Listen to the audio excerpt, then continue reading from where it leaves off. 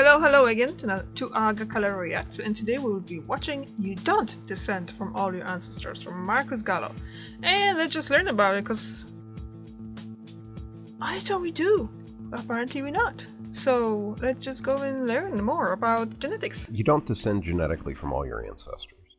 The human genome is made up of more than 3 billion base pairs, the nucleic acids that bind to one another to form the double helix structure of DNA. There are only 4 types of base pairs. Adenine always pairs with thymine, and cytosine always pairs with guanine. Now, you might imagine that 3 billion base pairs is a very large number, and you'd be right. But remember that the number of your ancestors doubles every generation. True. We only need to go back 32 generations to roughly 1200 AD before each of us has over 4 billion 30th great-grandparents. If we were to descend equally from all of our ancestors, we would reach a hard limit around this time. With more ancestors than units of DNA, we simply could not descend from everyone. Having said this, one might imagine that it's irrelevant how many theoretical ancestors a person had 32 generations ago. Due to cousin marriage, many of the same people appear in different places in our family tree, so we would have far fewer actual ancestors than base pairs of DNA. In fact, it would not be possible to have 4 billion ancestors living in 1200 AD. We now estimate that only 450 million people lived on the planet at that time. Even if a person living today managed to be descended from all of them, this is a far smaller number than the limit of 3 billion base pairs. We could say the same thing about earlier human populations. No matter how far we go back in time, there would be fewer people living on the planet than there are base pairs in our genomes. Those individual ancestors would appear over and over again in our ancestry, distributed over many different parts of our family trees. Therefore, we should still be able to get genetic material from all of those ancestors. But this is not how human descent works. We do not descend equally from all of our ancestors, as David Reich explains in his book, Who We Are and How We Got Here. Each of us gets 23 chromosomes from our fathers and 23 from our mothers, arranged in pairs. 2 chromosomes determine sex. Men receive an X chromosome from their mothers, but a Y chromosome from their fathers. Because of this, we can trace a man's direct paternal ancestor, his father's father's father going back millennia, by looking at his Y chromosome. It's impossible to use this method to trace a woman's direct maternal ancestor, her mother's mother's mother going Because back there's millennia, a father have the X because as women well. receive X chromosomes from both parents. Yeah. However, we only receive mitochondrial DNA from our mothers. We can therefore trace anyone's direct maternal ancestor by looking at mitochondrial DNA. As a result, each of us is born with 47 distinct pieces of DNA, 23 chromosomes from each parent, and 1 complete set of mitochondrial DNA from our mothers. But we do not transmit those chromosomes fully intact to the next generation. Instead, during meiosis, the pairs of chromosomes are interspliced. When a man forms a sperm, he creates a set of 23 chromosomes that has an average of 26 splices. Any chromosome in a typical sperm will therefore have about half of its DNA from the man's father and half from the man's mother. When a woman forms an egg, she creates an average of 45 splices. So the chromosomes in eggs will be split so that roughly 1/3 comes from one of her parents and 2/3 comes from the other parent. Unlike a man's intact Y chromosome, the crossover of genes affects all of a woman's chromosomes, including her X chromosomes, so that the X chromosomes she passes to her children mix the DNA from both of her own parents' X chromosomes.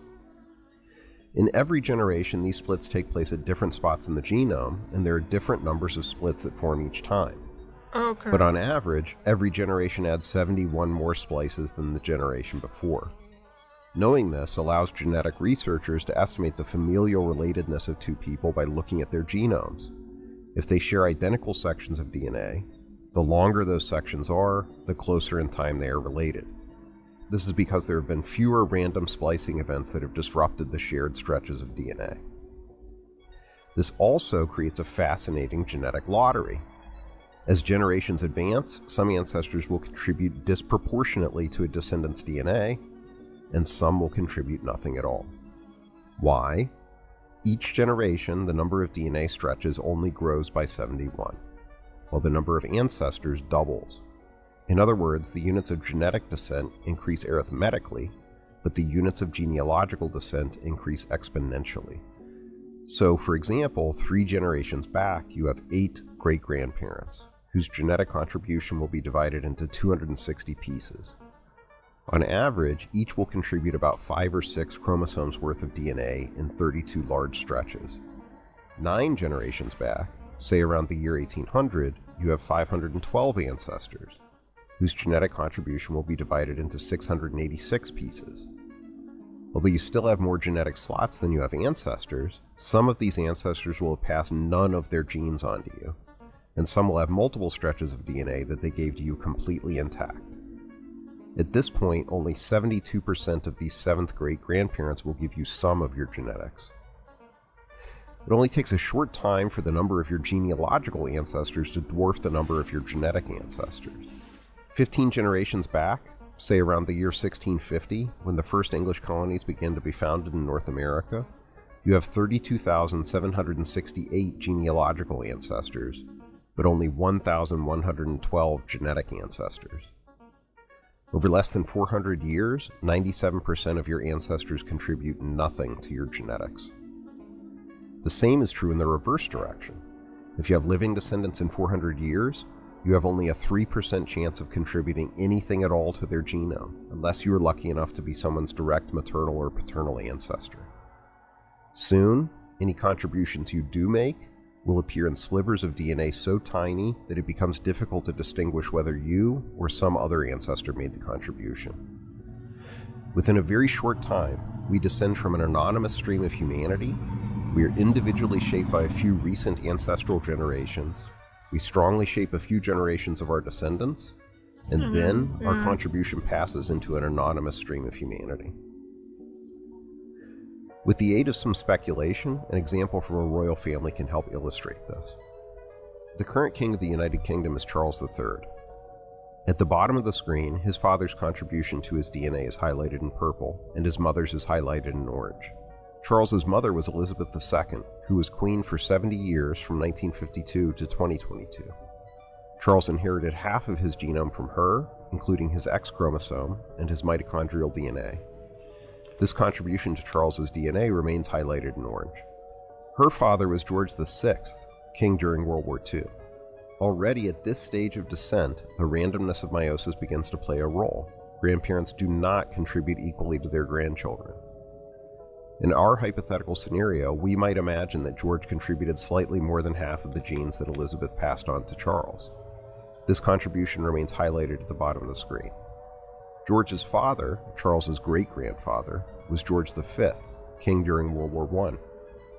In our scenario, George V contributes a heavy proportion of the genes that his son eventually passes on to Charles.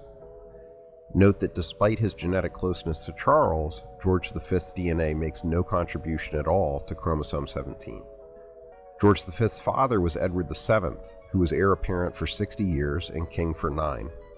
At this stage, each ancestor should account for 6.25% of their great-great-grandchildren's genes. In our scenario, Edward instead contributed 10.33%. His mother, Charles's third great-grandmother, was Queen Victoria, who ruled England for most of the 19th century and whose 9 children intermarried with the various royal houses of Europe and thus fought on both sides of World War I. Her father was Prince Edward of Kent-and-Strathearn, who had an unimpressive military career that ended prematurely after he was stripped of command of the outpost of Gibraltar following a mutiny. He theoretically remained governor of Gibraltar but was forbidden to travel there again.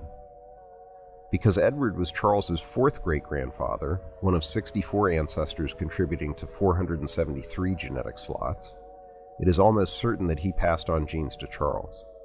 In our scenario, he contributed an outsized 5.3% of Charles's genome.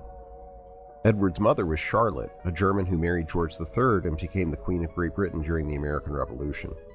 In reality, she very likely contributed to King Charles's genetics, although on average, ancestors of her generation contributed less than 1% each. In our scenario, she contributed 2.6% of Charles's genome. Charlotte's father, Charles Louis Frederick, was 3 months old when his own father died. He never inherited the Duchy of Mecklenburg-Strelitz and lived in a small castle where he enjoyed playing the transverse flute. There's a 91% chance that he contributed to King Charles's genetics. Adolphus Frederick II was himself born posthumously, and ruled over the small province of Mecklenburg-Strelitz. There's a 72% chance that he contributed to King Charles's genetics. By this point, 9 generations deep into a family tree, the average ancestor contributes a single snippet of DNA to their descendant.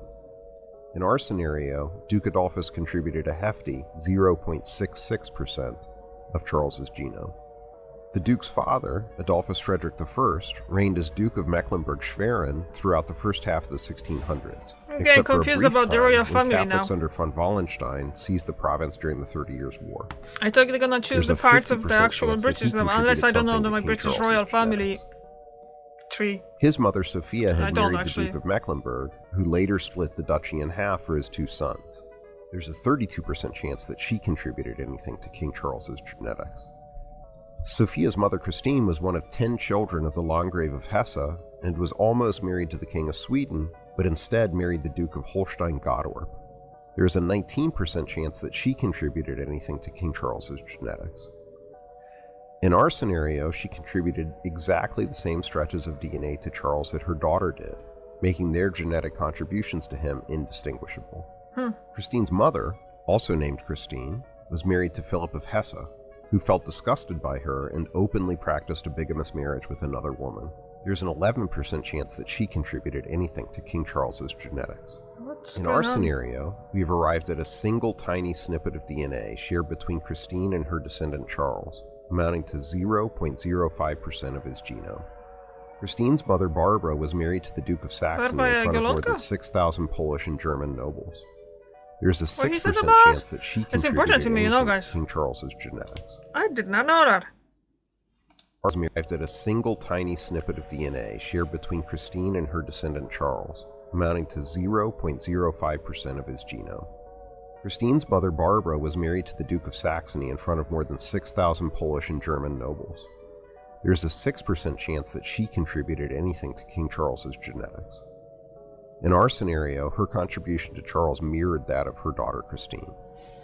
Barbara's father Casimir IV Jagiellon ruled Lithuania and Poland from the 1440s until 1492. And that territory stretched from the Baltic Sea. This is really interesting. I didn't know that Charles III had some Polish ancestors, and into that the king's Polish ancestry. That's very interesting. The Black Sea. There's only a 3% chance that he contributed anything to King Charles's genetics. In our hypothetical scenario, he is the first genealogical ancestor in this line of descent so he to doesn't. contribute nothing to King Charles's genome. All of Casimir's myriad ancestors would also contribute nothing at all to Charles's genetics. As Charles's case illustrates, had our genealogical ancestors not existed, we would not That's kind of exist. interesting. But their genetic contributions to us disappear with time, much like our memories of them. The same will become true for us and our own genetic contributions to our future descendants. In a few short centuries, those descendants will resemble us only insofar as we are all made up of the DNA of our ancient forebears, long since shattered into a cacophony of tiny fragments.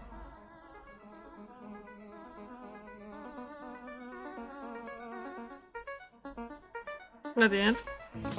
Yes, it is the end. Okay. So that was really interesting, but the most shocking part is the fact that theoretically there's Polish kings are an ancestor. I always was thinking that the Polish kings and the British thing, it's way too far out. But honestly, now if you think about it, Charlotte was a German princess, and then she moved to England, and then just... So, I have to Google that now, because honestly... This is really good. Like, Jagiełło was a big king. It's very well known in Poland, obviously. So, King Charles III genealogy tree. Excuse me. Okay, so. Who's who? Find my past. Okay, let's see. That's fine. Let's go. Is there a tree here that I can click and go and keep going? Welcome. You're now on King Charles III tree. Explore it to your heart's content, but do note that you can't edit. Okay, that's fair enough, I guess. Okay, let's go. No, let's go here. So, where is he? Whoa.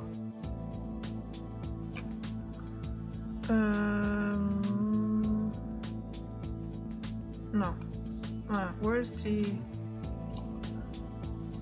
Okay, going this way, yeah? So, here we have Prince...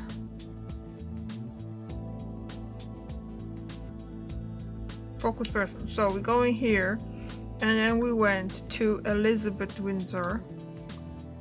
And then from her we're going to her dad. And then from him we're going to his dad. And we're going up. So that was Edward. Oh, there's no more relatives? They didn't add anything here? Really? Okay, we're gonna have to find a different tree. Okay, so... okay, there you go. British royal family. Okay, we should find something here. Are you going to click? Hello? So, okay. Family House of Stewart. We are trying to find... Okay, where are we? We have to go way down to the end, isn't it? That's what we're looking for. King Charles, there you go. So King Charles, Queen Elizabeth II,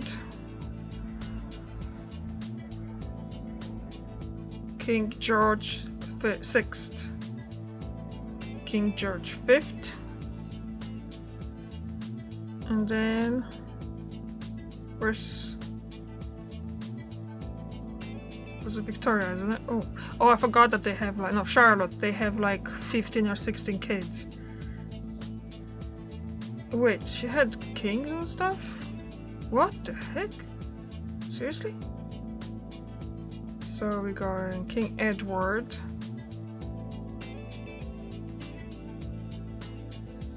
I'm confused. No, was it King Edward or was it Victoria? Victoria, yes. No, this is Princess. This is Queen Victoria. And her mother was... Where's Charlotte? I'm losing the thing. That's a House of Windsor, yeah? So, I'm kind of confused about how to read all this.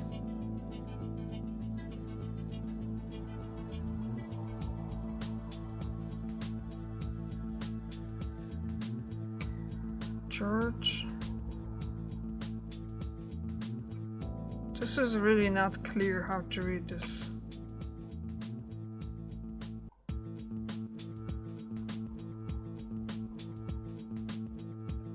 Okay, let's just check out the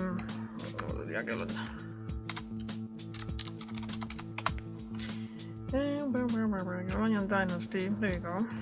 And then we're going to Polish-Lithuanian Union, Kingdom of Poland, Egalia II, and that was who? Casimir, no. No, no, no, no. No, no, no, no, no.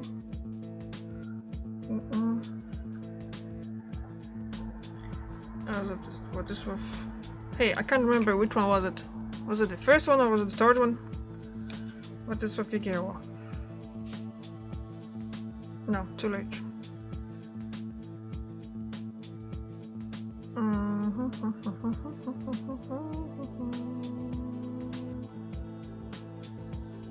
How far did they go? Let's just watch that thing again. 1 second. Let me see and go back. And we're gonna find out. Because I'm kinda curious. I'm really curious about it. Where was it? George, no, no, no. No, no, no, no, no. Christian of Saxony, and then there was Barbara Golonka. So Kazimierz IV, okay. As Charles's case illustrates. Okay. So we kind of know where we are. There you go. Casimir IV. So that's him.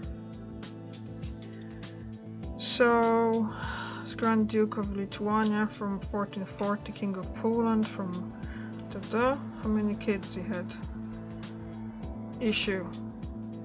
What is okay? Let's go here. Hedwig, Duchess of Bavaria, Saint Casimir, Alexander, Sophia, Sigmund Frederick, Anna Jagellon, Barbara, Duchess of Saxony. There you go. That's her. Wow, she looks mean. And then she had. So born in Sandomir, she was the sixth daughter of King Casimir IV of Poland and Archduchess Elizabeth of Austria. She was named after her grandmother Barbara of Scilly, Holy Roman Empress. If you think about it, everyone in the royal families in Europe are connected some way. Okay. How many she had? John, Frederick, Christine, Magdalena. Was it Christine? Did we see it right? Casimir, Barbara.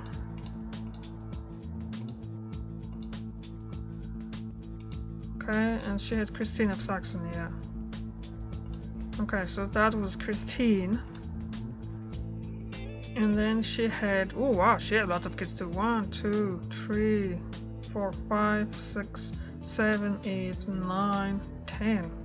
Well, they were really, especially that was kind of like, I was watching some show, The Great, something like that, and they were just saying that, oh yeah, your only role is to just produce the heirs, just in case, isn't it? Okay, so that was Christine. My memory is terrible. And Sophia. Christine and Sophia.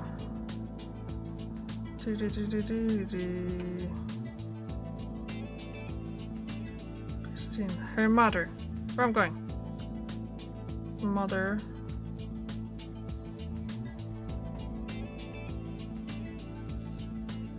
I don't see. Barbara. And I'm getting kind of confused here. Christine of Saxony, and she was Christine. She had daughter Adolphus, Frederick, Sophia. So Adolphus. Okay. Agnes, Anna, William, Barbara, Louis. Where's okay, I already lost the whole thing. I have no idea what I'm trying to do here.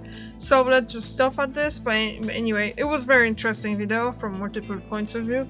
I always thought that was the DNA will be kind of like shared in equal, but apparently isn't.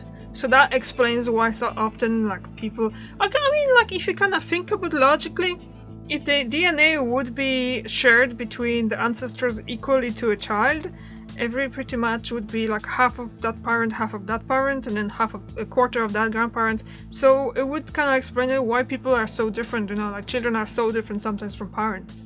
So yeah, okay, what do you think? Did you ever thought about it? So yeah, okay, thank you very much for watching, and I see you tomorrow. Bye.